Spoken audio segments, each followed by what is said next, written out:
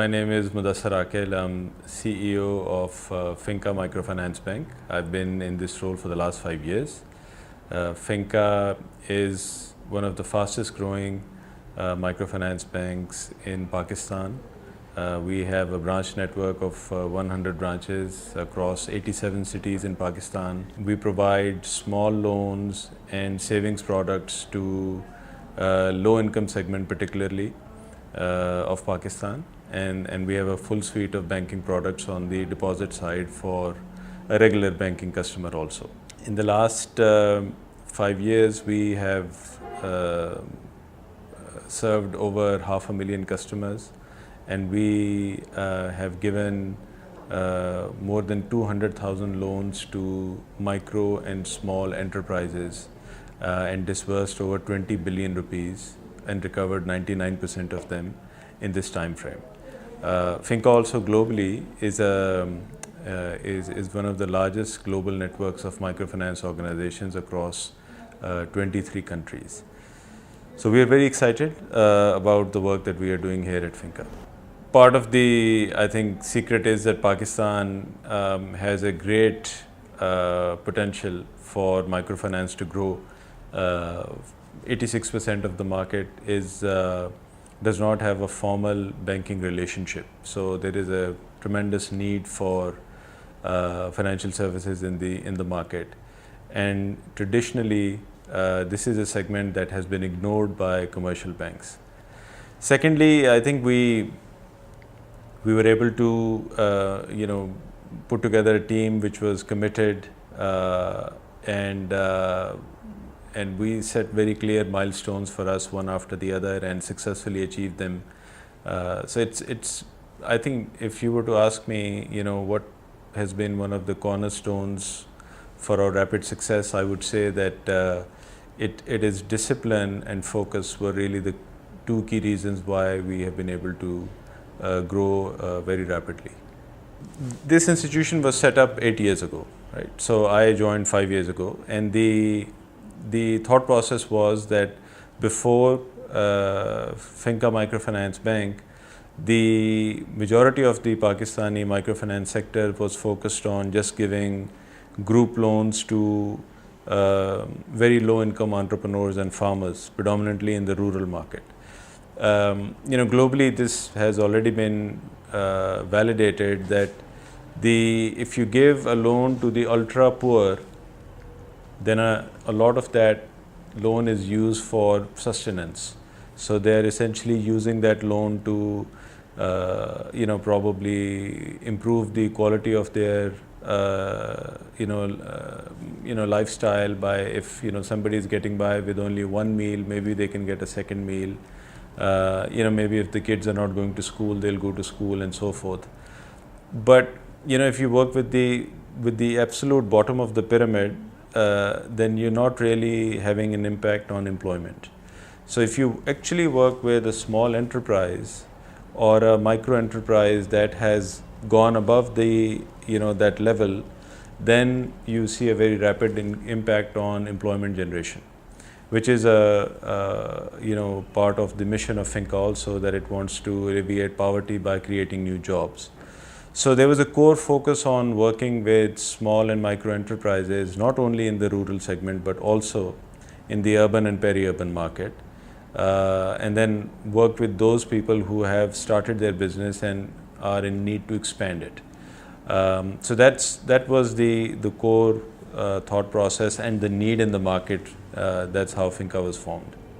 Well, FINCA entered Pakistan by way of actually acquiring Kashf Microfinance Bank. So this bank was set up as Kashf Microfinance Bank, and then FINCA acquired it in 2013, and then we rebranded it as FINCA.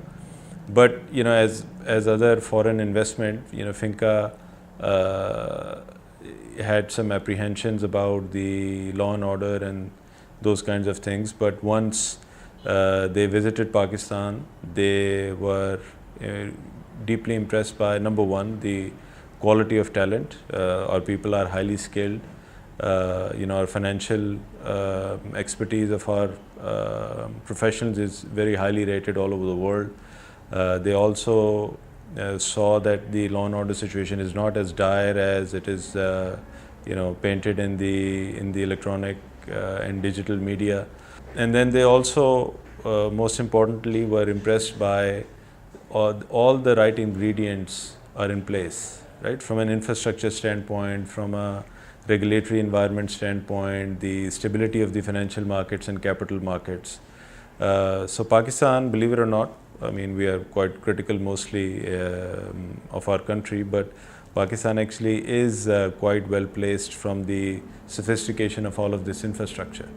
So considering how developed the market is, Pakistan is probably one of the least developed in terms of financial inclusion, and hence the opportunity is the biggest also. Back in 2012, the bank actually, when the bank was set up, it was set up in a different set of circumstances, and there was some change in the regulatory environment, and through which there was additional capital that was required. So that capital could not be injected domestically by the majority shareholder at the time, and that's how FINCA came into the picture. But there was a clear consensus that whoever the new majority shareholder will be from the previous majority shareholders, that they would only give the majority or sell the majority shareholding to an entity that will not compromise the mission of the organization. So the mission has to be kept intact, and somebody who is just as committed and has the same values, only then this transaction will happen. So in that respect, we were fortunate that FINCA was identified and FINCA was interested, and the timing worked out really well. But I think the decision that I think was, you can say, the start of the turnaround of the organization was even probably dates even before the arrival of FINCA. Was really a time that where the bank needed to be stabilized when it was still a loss-making entity back in 2011. And I think the foundational things that we agreed on at that time with our management team, that number one, there will be complete transparency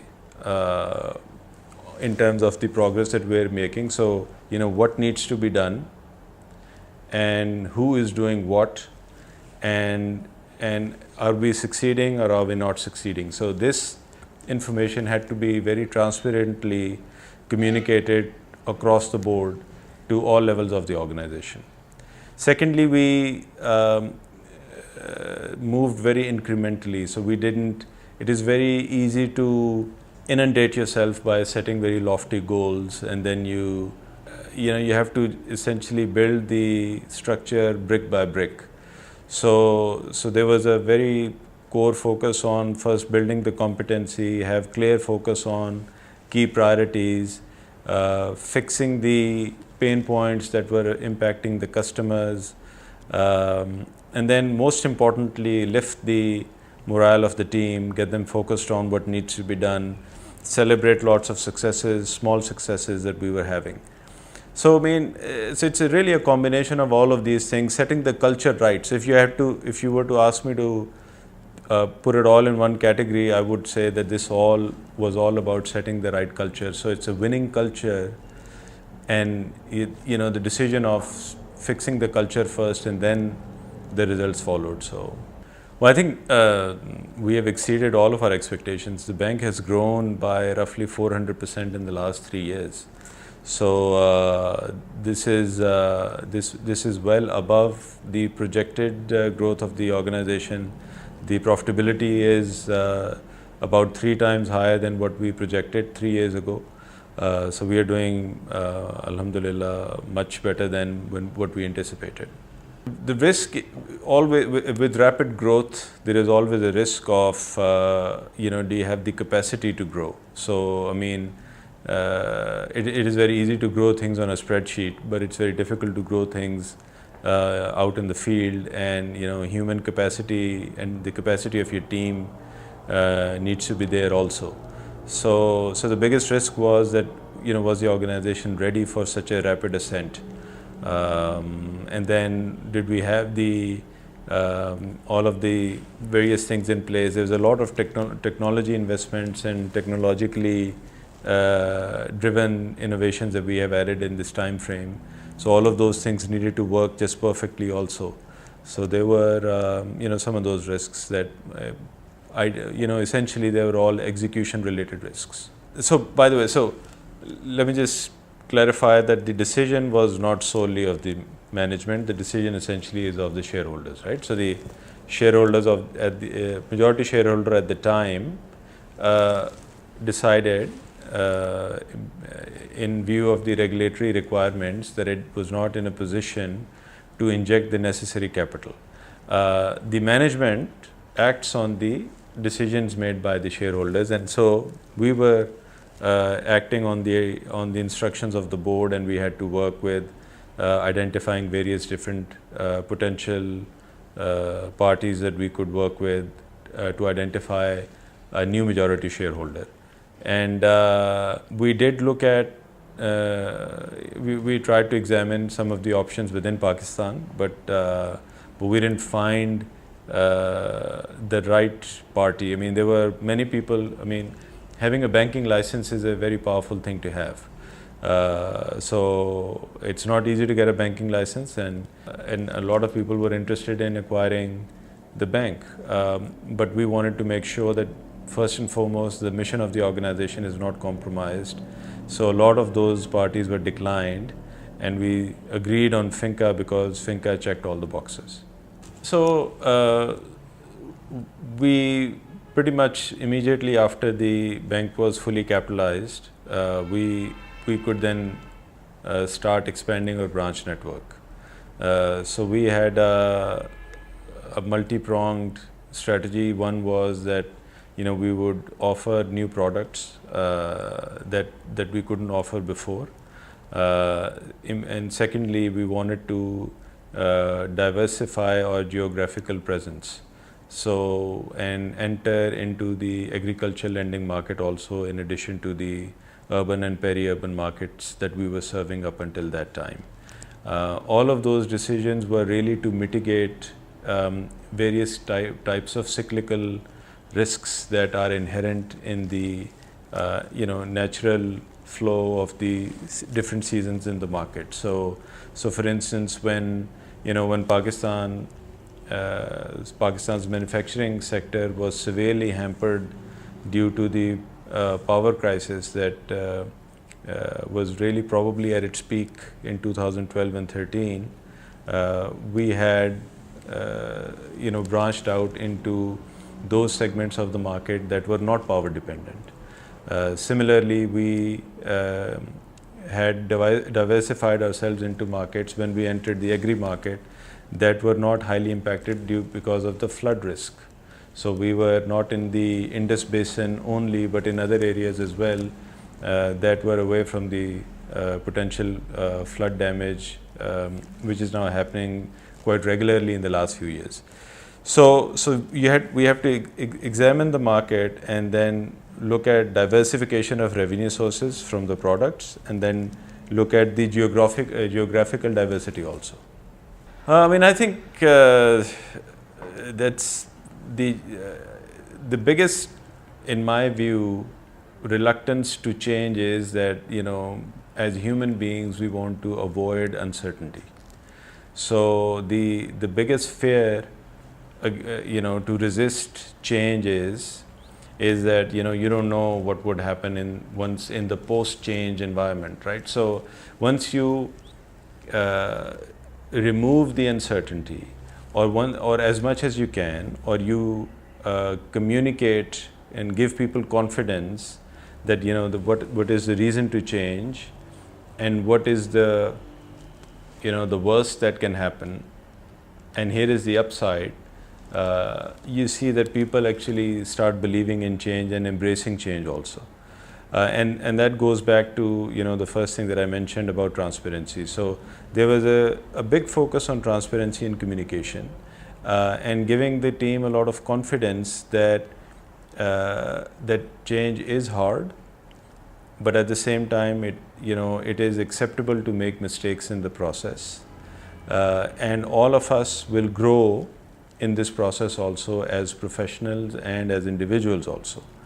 And as long as, I expected my team to have a sense of urgency and a commitment to the greater cause for the team. As long as people were willing to work with each other and help each other and do so with a sense of urgency, it was acceptable to here and there make mistakes, And I think once people know that this is not a toxic environment where somebody is waiting for them to make a mistake and pounce on them, where they have a stake in the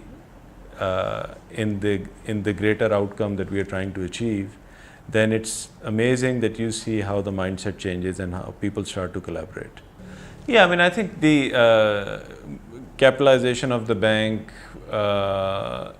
and its, transfer of shareholding, all of those things are were the ingredients that were needed, right? So I mean, you can have the best team in the world, and you can have, have them highly motivated, but if you just don't have the necessary capitalization to do the business, you're most likely will not succeed. So those were not really decisions; those were the requirements to actually stay in the game. But I think the big contributors to our success has been, I think, really a winning culture. A culture that has that allows innovation, that allows growth, that allows teamwork, that celebrates success, and that is not toxic and not political. So I mean, I think that's a big contributor to our success. And then a big part of this culture is, as I mentioned earlier, is transparency and open communication. So we make a very big effort in every quarter communicating our results and what's going right and what's not going right to all the levels across the entire organization. So much so that people who are T-boys and non-core staff, people in non-banking positions, security guards are also invited to such meetings. And so that's the level of open communication, availability, lack of bureaucracy. I think that's a big enabler that has allowed us to achieve what we have achieved so far. I would just one thing that FINCA is an organization that believes in the dignity of human being and in the great potential that this country has to offer. And we are doing one of the most amazing things is that we are a full service bank to a regular depositor, and at the same time the money that those people place in this bank, every single penny of it is actually used to then fuel the engine of a small enterprise or a small farmer. And I think that's a unique kind of work that we are doing, which not many other organizations are doing in Pakistan. I think the one thing that I would like to recommend to young people is that they need to be open to continue to learn and stay curious about learning something new, and then also they need to understand that nobody else is going to give them their career path on a platter, right? So your career is actually figured out by yourself, and it's not, and nobody has this blueprint for you that what are you going to do over the next 10 years. So the core is that you stay focused on the job that is given to you and do a great job in delivering that job, and try to learn everything possible about what you're doing, and then find something new that you can do to improve it. So essentially, if you do a great job at what is given to you today, that will open the doors for you in your next job. A lot of time I see young people who feel that it's the obligation or the responsibility of the employer to give them a clear roadmap for how their career would progress. and they don't take enough ownership of what they need to do themselves, which is to, take a lot of initiative themselves to learn something new or try to improve the things that they're working on currently. Look, more than 70% of the new startups fail within the first 6 months. I mean, that's a global, I think 6 months or 9 months.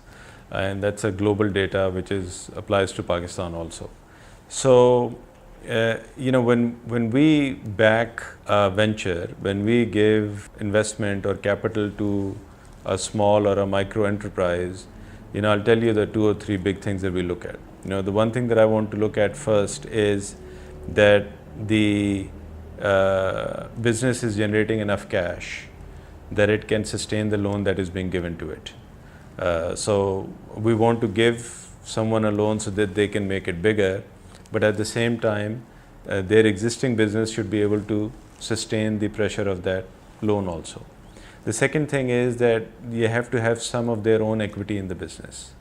So you cannot be doing business with somebody else's equity only. So if you don't have any personal stake in your own business, and if you expect the bank will come and put all of their money in you, and with you not having any of your own personal equity in it, that's a very highly risky move. And unless as an individual you have this tremendous track record, people will not make a bet on you. They would like to see that you have some vested interest and investment in your own business also. And then thirdly, we'd like to see a sustainable operation. So a money losing operation is very difficult for someone to put money in it. So startup funding is one of the most riskiest kind of funding that is out there, and a lot of time people read in business magazines and on the internet about how somebody invested money in Facebook, which was a startup, and all of these startups. But what they don't read is that how many of such proposals are declined also. So the reason why these people were able to secure funding, because these were exceptional people with an exceptional idea and tremendous amount of perseverance to actually, from the point where the idea was just a big idea in their head, and to get it to a point where somebody was willing to put money in it. And you should not expect that you will get money on Excel spreadsheets and a PowerPoint presentation. What we like to see is that people have actually taken real initiative, gone out, and actually taken the first few steps, which are the most difficult ones to make.